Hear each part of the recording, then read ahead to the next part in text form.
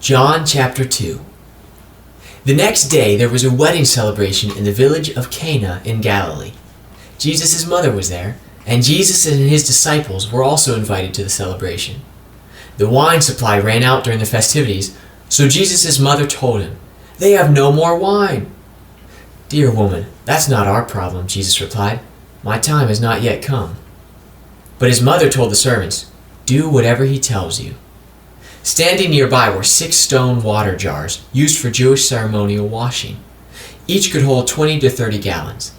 Jesus told the servants, "Fill the jars with water."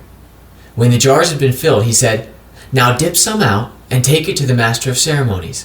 So the servants followed his instructions. When the master of ceremonies tasted the water that was now wine, not knowing where it had come from, though of course the servants knew, he called the bridegroom over.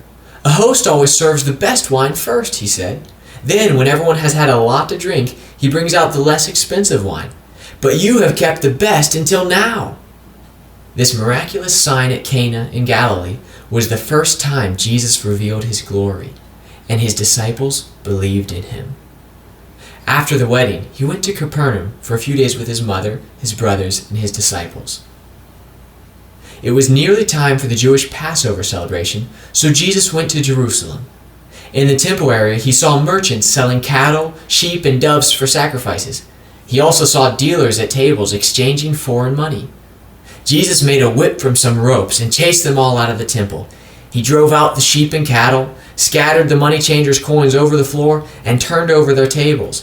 Then, going over to the people who sold doves, he told them, "Get these things out of here. Stop turning my Father's house into a marketplace." Then his disciples remembered this prophecy from the scriptures. "Passion for God's house will consume me."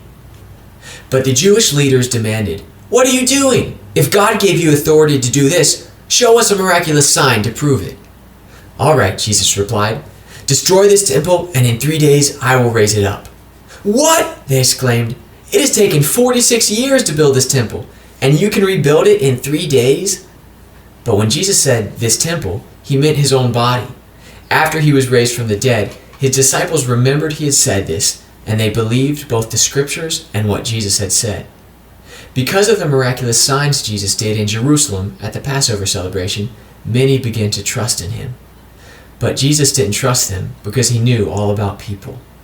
No one needed to tell him about human nature, for he knew what was in each person's heart.